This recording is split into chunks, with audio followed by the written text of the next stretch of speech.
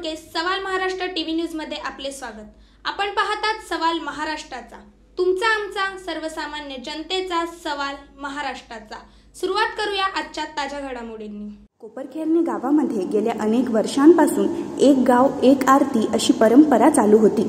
काही कारणास्तव ही परंपरा बंद पाडण्यात आली।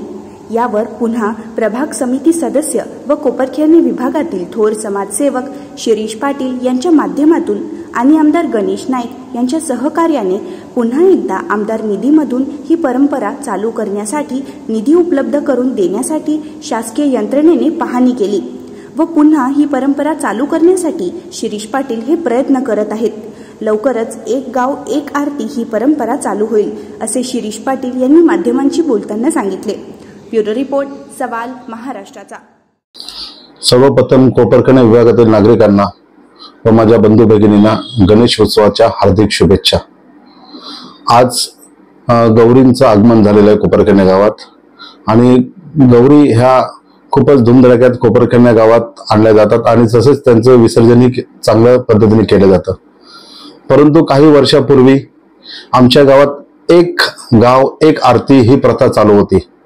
ही प्रथा चालू ठेवण्यामागे उद्देश होते की गावातील तरुण पिढी, ही लहान मुलं, ही जी भावी पिढी आहे, जी भावी पिढी आज ह्या मोबाईलच्या दुनियेत बोला, नेटच्या दुनियेत बोला, समाज हे कुठेतरी भरकटलेला जात असतो आणि त्या उद्देशाने ह्या गावातील जुन्या लोकांनी एक जी परंपरा आपल्या इथं चालवली होती की एक गाव एक आरती। त्या दिवशी गौरी विसर्जन आणि 5 दिवसाचे जे गणपती होते ते गावातील खूपच वाजत गाजत डोक्यावर गणपती घेऊन आम्ही एकत्र जमायचो आणि एकत्र जमल्यानंतर एक आरती व्हायची आणि एक आरती झाल्यानंतर त्यांचे विसर्जन हे मनोभावे हे समुद्रात किंवा खाडीत होडीच्या माध्यमातून विसर्जन करायचे।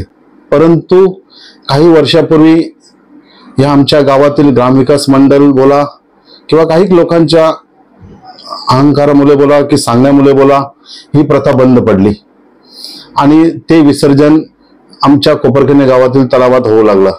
परंतु ते होत असताना जे गावातलं गाव पण होतं ते कुठंतरी हरवल्यासारखं वाटलं।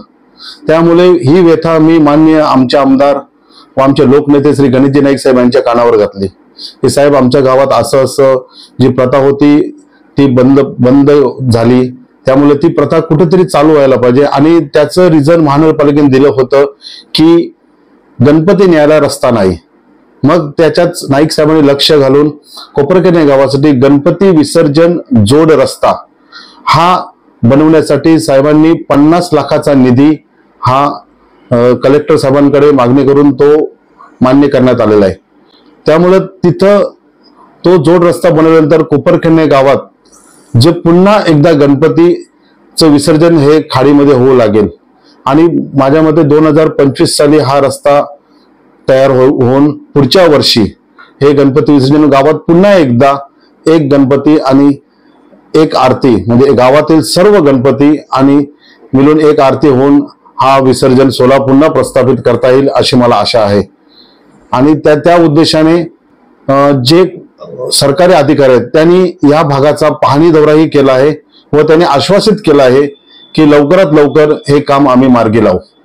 त्यामुळे कोपरखेरणे वासियांना मी सांगू इच्छितो की आपण पुन्हा एकदा कुठलंही राजकारण न करता कुठलंही धार्मिक तेढ न निर्माण करता आपण सर्व सलोख्याने ज्या आपल्या गावातील लग्न झालेल्या मुली असतात प्रत्येकाच्या घरी आया बहिणी आपण बाहेरून येतात, सर्व येतात आणि त्या सर्वांना एकत्र पुन्हा करून एक गाव एक आरतीच्या उद्देशाने आपण एक पाऊल पुढे टाकतोय आणि गणपती बाप्पाला आम्ही विनंती करतोय की आम्हाला ह्या कामात यश देवो आणि ह्या कोपरखेरणे गावची सुख समृद्धी अशीच राहो ही विनंती।